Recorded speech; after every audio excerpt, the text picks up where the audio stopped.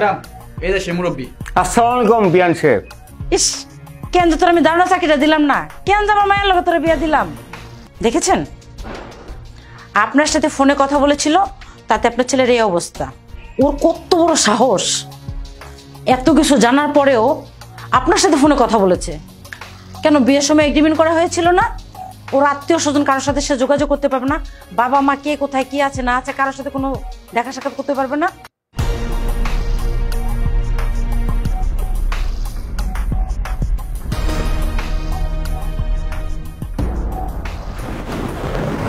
হ্যাঁ বাবা। হ্যালো বাবা, আমি বাড়ির নিচে। শোনো, তুমি এই সময় ফোন দিলা কেন? আমি তো তোমার ফোন দিব। আচ্ছা তাহলে তুমি এক কাজ করো, আমার বাসার নিচে থাকো, আমি আসতেছি। আর খবরদার কেউ যেন কোনো কিছু টের না পায়। অ্যাটলিস্ট নিচে একটা দারোয়ান আছে, দারোয়ান যাতে টের না পায় তুমি আমার বাবা। দাঁড়াও আমি আসতেছি।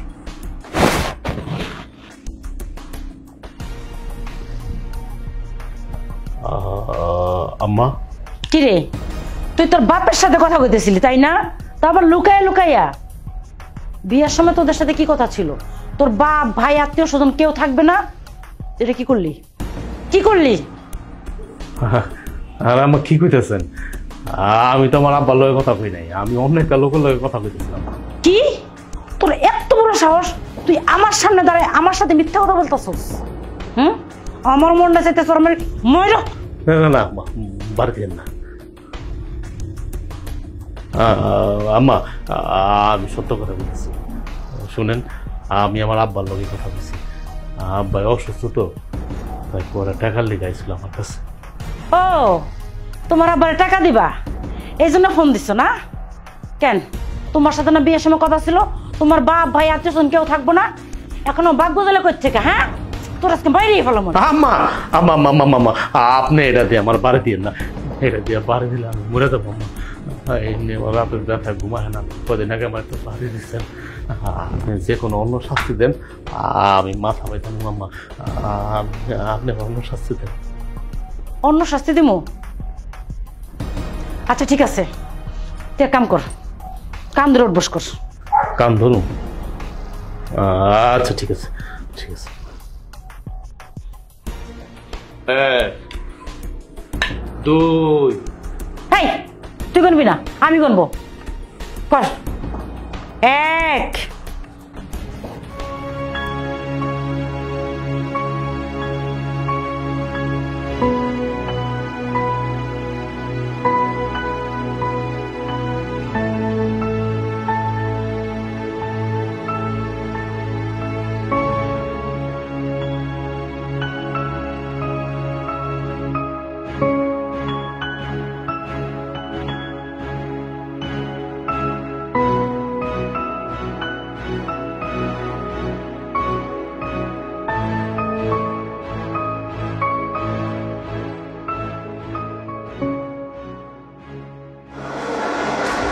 চাচা এখানে কারে চাই? উকি থেকে মারতেছেন কেন? বাবা রে, আমার একটা লোক আছে, তার দেখা করতে চাইছি। লোক আছে কয়তালায়? নাম কি তার? কি কাকা চুপ কেন, কথা কইতেছেন না কেন? আপনার কোনো কুমতলব আছে নাকি? আপনাদের দেখে মনে হয় চোর বাটপার না। না বাবা, আমার কোনো কুমতলব নাই, আমি কোনো চুরি টুরি করতে আসিনি। আরে মুরব্বী মানে সমস্যা কি জানেন? খালি একটা করে খালি পেঁচা খালি পেঁচা। আরে বাবা আপনি কি আমার চাকরি খাবেন? আপনি আমাকে ম্যাডামরা চিনেন? এই বাড়ির পুরো মিনিস্টার সে, তার হাতে এইরকম একটা লাঠি থাকে, কথায় না কথায় একটা বাড়ি মেরে, একটা বাড়ির ওজন 1 মণ ওজনের, একদম বস্ত মজা ফিরে যায়। আপনি কি আমার সে মার খেয়ে দিচ্ছেন চাচা? আপনি তো এখানে থাকেন না, আমি জানি কত যন্ত্রণা সহ্য করতে হয়। ম্যাডাম তো কি বলবো, আমার ভাষা নাই পেয়ে কার কাছে যেমন কইতে পারেন না। দারোয়ান এই আমার ম্যাডাম ডাকতেছে, আপনি থাকেন, আমি আইতেছি।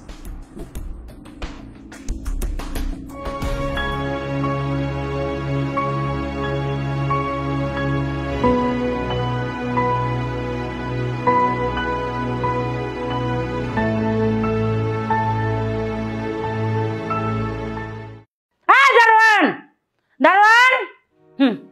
হ্যাঁ 5 6, হ্যাঁ বেশি বেশি করে 7 8। ম্যাডাম আমার ডাকছেন আপনি? এই নিচে কি ওর বাপ আইছে? ম্যাডাম, নিচে একটা মুরব্বী মানুষ আইছে, কোনো কথা কয় না, খালি এদিক ওদিক চোরের মতন তাকায় আর খালি উপরে যাম। আমি তো ওনারা চিনি না। ওইটাই ওর বাপ। এই এক কাজ কর, তোর শার্টটা খোল। শার্ট খুলুন ম্যাডাম। তোরে যেটা করছিস তুই সেটা কর। ম্যাডাম, তার মানে কি আমার চাকরি চলে গেছে? তোরা যেটা করছিস তুই সেটা কর। তুই ড্রেস কিনলে ওরে দে।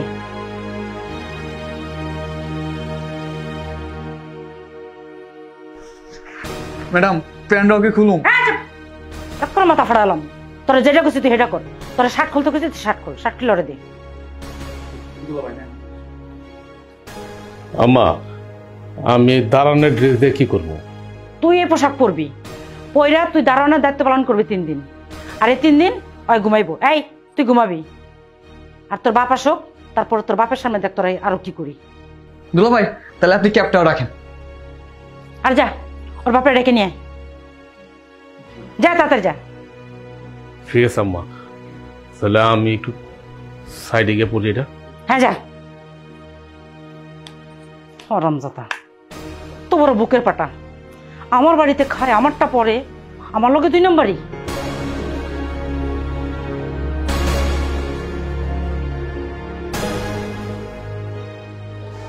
কিরে বাবা, তোর পোশাক কোন? আমার পোশাকের টেনশন আপনার করা লাগবে না, উপরে চলেন তাহলে বুঝতে পারেন পোশাকের কি। আসেন। উপরে কেন? আরে ও আসেন তো, আসেন।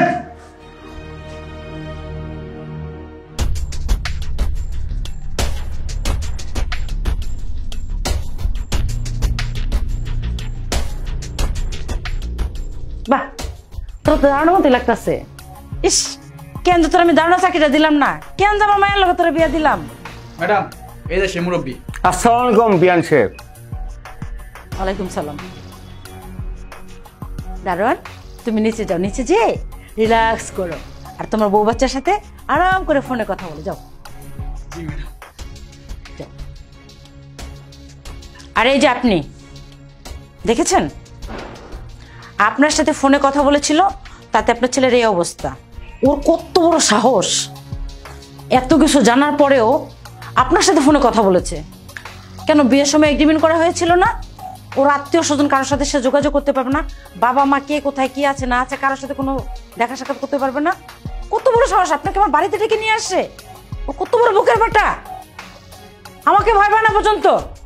বিয়ান সাহেব, আপনার আমি বিয়ের সময় কথা দিয়েছিলাম কোনো যোগাযোগ করব না, কিন্তু বিয়ান সাহেব আমি তো অসুস্থ, তাই কয়েকটা টাকার জন্য আসছিলাম। আই আপনার পোলাই কি এখানে টাকার গাছ লাগাইছে? আপনার পোলা থাকে ঘর জামাই, ওরে পকেট করে দিয়ে চালাই আমি, আর আপনার তোমার কাছে টাকা নিতে পাইছেন নাকি? খবরদার, সাবধান করে দিতেছি। এরপরে যদি বাড়িতে সীমানা আপনারা দেখি, একবার ঠ্যাং ভাঙ্গে আছে না, 3 রাস্তার মোড়ে বহায়া দিব, ভিক্ষা করে খাইবেন, ঠিক আছে? তারপর কোনোদিন ছেলের মুখে দেখতে আসবেন। এরপরে যদি আপনি আসেন, এখন তো দারুণ ড্রেস পরাইছি, এরপরে কি করবো জানেন? 2 বাপ্পুতেরে কাইটা কুচি কুচি করে বুড়ি গঙ্গা নিয়ে ফালাই দিয়ে, ঠিক আছে? কথাটা যেন মজা থাকে।